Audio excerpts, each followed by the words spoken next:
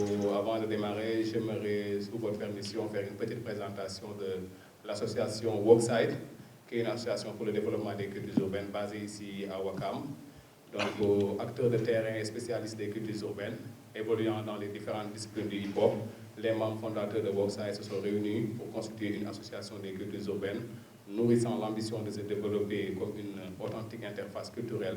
L'association s'est organisée selon des modalités et perspectives qui lui permettent d'orienter son action sur plusieurs axes. D'abord, valoriser et développer la visibilité et la connaissance des cultures urbaines, de leurs pratiques, disciplines et valeurs auprès d'un public initié ou néophyte. Promouvoir et soutenir une dynamique de création sur le territoire en proposant ou appuyant des initiatives culturelles qui constituent des espaces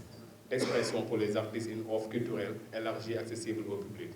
Et d'accompagner aussi la professionnalisation des artistes en s'appuyant sur l'expertise technique et artistique de son réseau pour favoriser leur insertion socio-professionnelle par le perfectionnement de leurs compétences et connaissances du secteur. Donc, quelques activités de Worksite consistent à faire différents projets et événements qui mobilisent Worksite au cours de l'année en tant qu'organisateur ou partenaire coordinateur vise à atteindre les objectifs qui orientent son activité.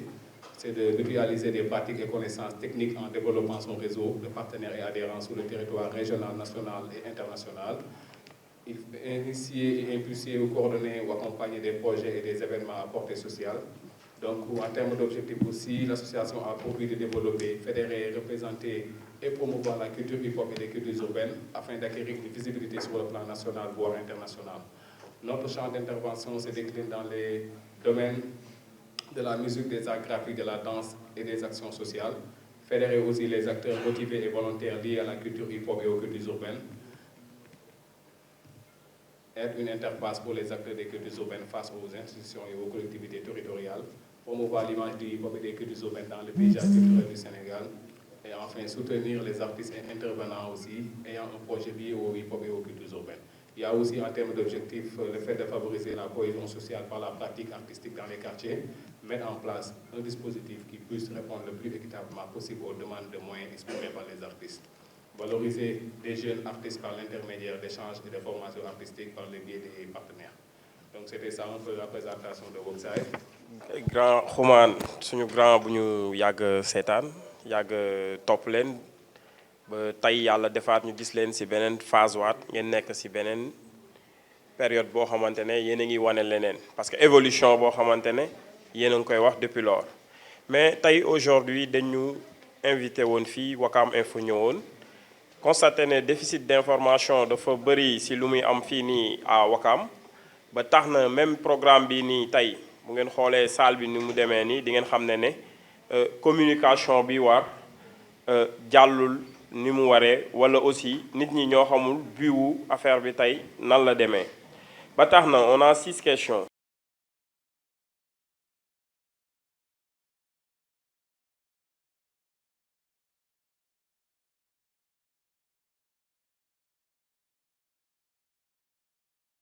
École, j'ai l'impression qu'en fait j'ai appris dans les mêmes livres d'histoire que nos parents. Je pense que l'éducation au Sénégal, peut-être c'est un peu le truc, je pense que modernisation, éducation, ça doit être quelque chose de très très important. Modernisation, c'est-à-dire dans les systèmes d'éducation, dans la manière de faire passer l'information, dans la manière d'éduquer les enfants, dans la manière de leur enseigner ce qu'on doit leur apprendre. Le mot Bougar, c'est quoi? Au Sénégal, un exemple très bête, très simple. Regardez ce homme Sarak qui parle Wolof. Si tu lui poses une question, tu lui demandes par exemple Wanyel ba 5, Bujiro en Wolof, il peut te faire Ben Nyar Nyen Djiro, n'est-ce pas? Tu lui demandes fais-le en français, c'est-à-dire tu prends un enfant de très bas âge, fais-le en français, Moulouko. Boko Neti Wolof, Nyar ak Nyar, Nyar dala Moula Nyent. Donc on a 2 plus 2 si français là,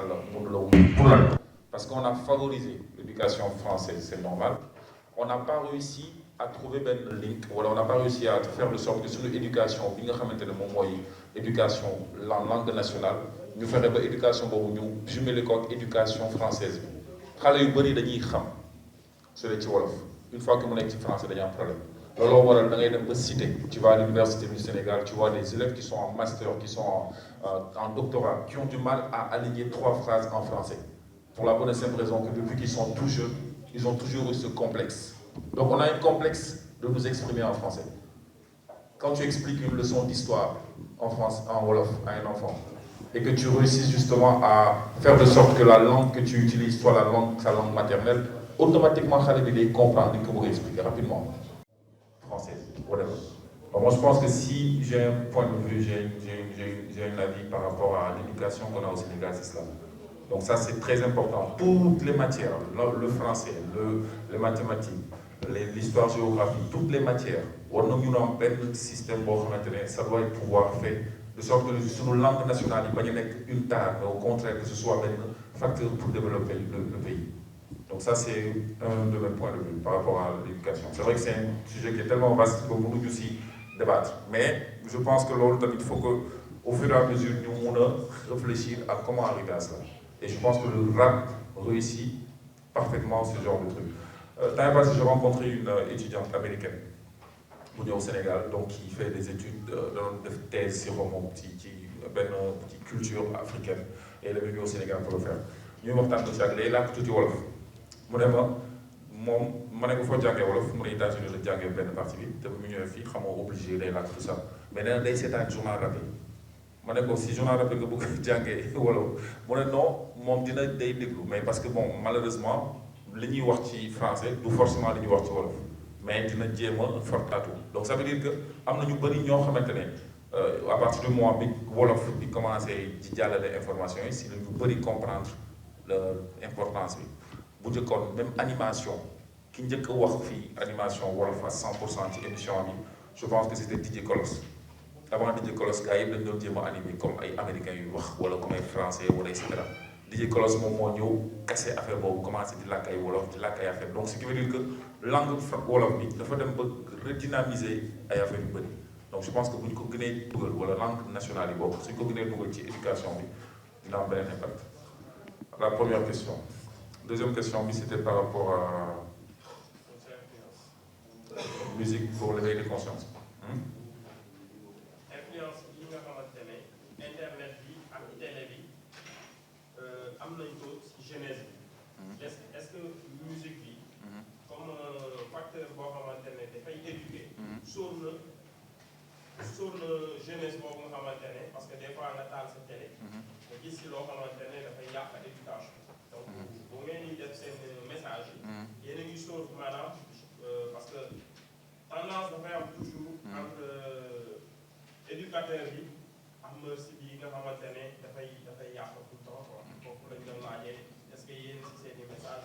voilà. Bon, il y a une chose boobu tey mënuloo vérifier wala mënoo canaliser xale bu dem fay cyber wala koo xam dafa jënd passe internet dugg internet munoo xam lan lay seetaan mais les études ont prouvé que un pourcentage très élevé de ay 80 ou 90% de nit ñu bëri bu ñu dem si internet ils vont chercher de la musique ils vont chercher le sexe musique et sexe donc munoo si dara donc ni ku jël passe wala ku dem dugg internet dem Facebook wala dugg ci ay kii de chat et cetera kooku munoo ko canaliser ça c'est sûr l'impossible mooy lenn. Quand tu fais quelque chose, comme je te disais, ça revient à ce que je disais tout à l'heure, ban mooy sa cible, kan mooy sa cible. Tey jii nii par exemple su ma bëggee def on avait fait bon c'est dommage que amuñu woon temps bi ci JTR yi am na benn JTR bu ñu def boo xamante ne ñun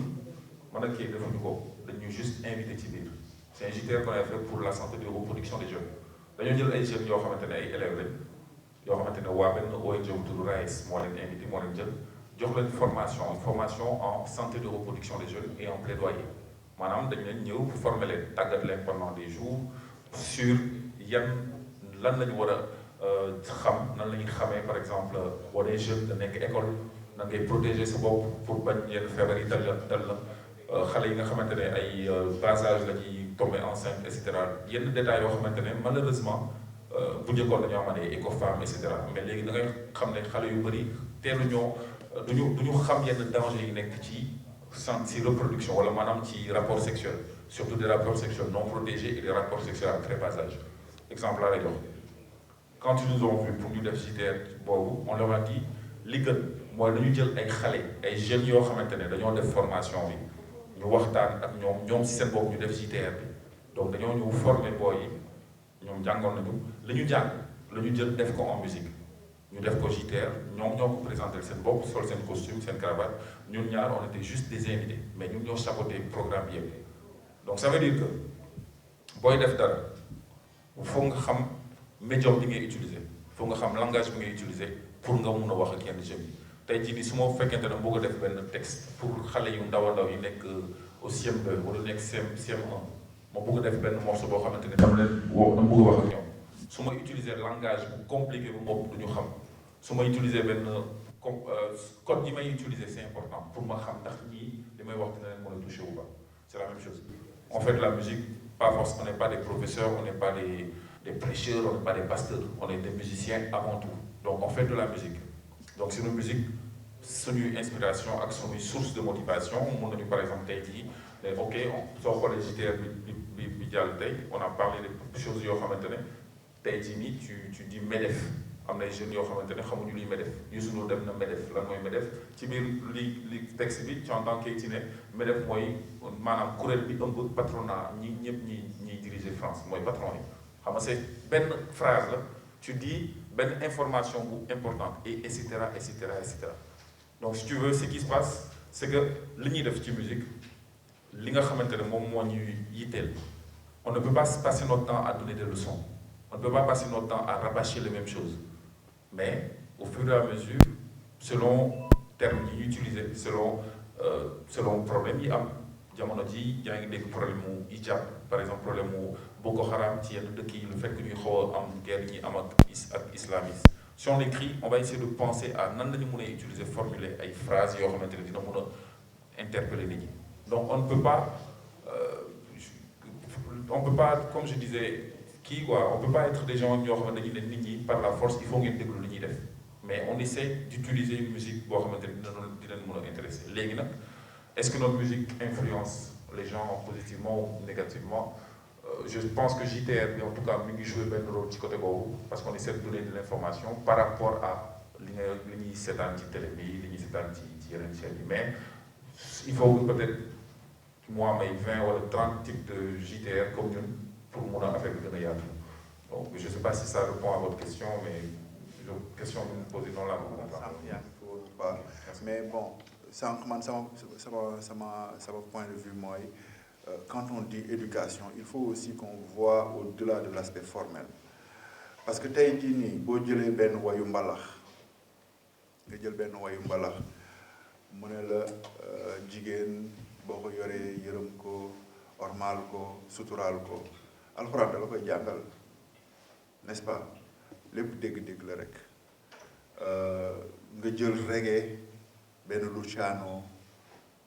all praise to Jah you're my light xam nga reggae la mais ak ki koy déglu xëy na instant bi ku koy déglu am na lu ko Luciano di def digganteem ak yàlla donc éducation bi ce n'est pas forcément un truc 1 plus 1 égale 2 éducation bi yenn saa yi day jaar ci partage de sensibilité day jaar ci partage d'opinion aussi donc moo tax ma ne ci li ma yaakaar boog musique yëpp am nañu potentiel def éducation religieuse boobu ngay wax noonu l'autre question c'est est-ce que les cibles sont réceptives au message particulièrement le public ci hip-hop la vérité mon avis qui n'engage que moi mooy que le rap sénégalais en général dafa nekk en total déphasage avec son public man loolu laa yaakaar loolu laa gis parce que très souvent public bi nga xamante ni moom la ñuy defal musique bi c'est le premier public à clasher le rap sénégalais c'est le premier public boo xamante ni mu bëgg rap sénégalais mel ko rap sénégalais melu ko ni rap sénégalais bëgg public bi mel ko public bi melu ko donc day am benn déphasage buy am par rapport ak loolu xam nga et je pense que li koy wane rek tey jii nii en terme commercial déjà en terme commercial parce que un public qui adhère vraiment à un message surtout musique premier geste bi mu mën a def pour wane ni que adhéré na ci message boobu noonu c'est le soutien financier parce qu'il sait que l'artiste ne vit que de ça c'est-à-dire que tant que yaa ngi hésité jël sa 200 francs sa 300 francs sa 500 francs di ko def ci artiste bi c'est que réellement bëgguloo c'est que réellement gëmuloo n'est-ce pas parce que sa 200 francs sa 300 sa 500 yaa ngi koy def feneen yaa ngi koy def ci Modou Lo Eumeu Sène di bëre nga dem dagg sa billet dugg loolu nga gëm parce que loolu moo la jaral nga jël sa xaalis dugg ci n'est-ce pas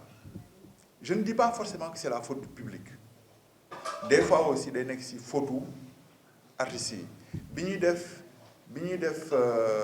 Festa 2H cette année il y a un groupe qui est passé et c'est un groupe qui méritait vraiment d'aller en finale c'est demi-finale yi c'est un très bon groupe moi personnellement c'est l'un des groupes qui m'a le plus marqué ci demi-finale yi bon je leur ai donné une bonne note et après quand le jury s'est rassemblé on a discuté man j'ai dit groupe bi vraiment pour man am nañu potentiel dem il y avait Xuman et Djili qui étaient dans le jury ils m'ont dit bon ouais ils sont bons mais nous on ne pense pas je dis mais pourquoi ils disent boy yi en fait est-ce que tu as remarqué que chaque phrase se terminait par un mot anglais ou une demi-phrase en anglais après il faut savoir à qui tu parles aussi c'est-à-dire que yaa ngi utiliser langue boo xamante ni sur 100% de personnes yi taxaw sa kanam xëy na 10% ngay wax ay références yoo xamante ni en anglais ñooy comprendre li ngay wax xam nga dafay am problème tey jii nii un artiste des fois j'ai l'impression que les artistes yi dañuy rap pour seen bopp wala ñuy rap pour rappeurs yi c'est un problème langage bi ngay utiliser ton public ne le comprend pas ton public c'est un public boo xamante ni majoritairement ñi ci bëri ci ñoom seen njàng soriwul donc aussi booy wax da ngay wax loo xamante ni nit ñi mën nañ ko comprendre et je pense que foofu le rap sénégalais responsable aussi quoi bon après le débat mën nañ ko pousser ba ci le type de musique qu'on propose parce que si aujourd'hui les artistes nigérians arrivent à capter seen public c'est parce qu'ils leur proposent une musique qui est locale mais modernisée tey jii nii ñun c'est une musique d'emprunt qu'on va prendre ailleurs et qu'on refuse de localiser et localiser bi ne veut pas forcément dire que dañuy jël mbalax wala leneen def ko ci parce que duñ ko jël noonu mu bruité ni ko Youssou Ndour di defee wala ni ko benn Coumba Gawlo di defee jéem a rap ci kawam ce qu'a essayé de faire Fata par exemple bon, c'était une grosse erreur parce qu'il n'a pas essayé de trouver le juste milieu tey jii juste milieu bi mooy lan fexe ba nga xamante ni le jeune sénégalais qui adore le mbalax ou qui adore Wally Seck ou qui adore Omar Pène ou Cheikh Lo sensation yi mu mën a am en écoutant Cheikh Lo quand il va écouter benn Dip wala benn Elzo qu'il puisse retrouver aussi les mêmes sensations parce que localiser nañu li ñu koy jox bon loolu beneen débat la mais en tout cas dans le discours moi je pense qu'il y a déjà un énorme gap entre les artistes et le public bon des fois nag bu intérêt yi demee ci benn côté par exemple Y'en a marre ñëw ne oui il faut Ablaye Wade dem gars yi ne oui Y'en a marre il faut Ablaye Wade dem gars yi topp Y'en a marre mais tey qu'est-ce qui se passe on voit que la majorité des gens yi doon topp Y'en a marre sont les premiers à sànni xeer Y'en a marre donc relation rap sénégalais ak public bi en tout cas cible c'est des relations yoo xamante ne tey ñu ànd suba ñu bàyyante selon les intérêts quoi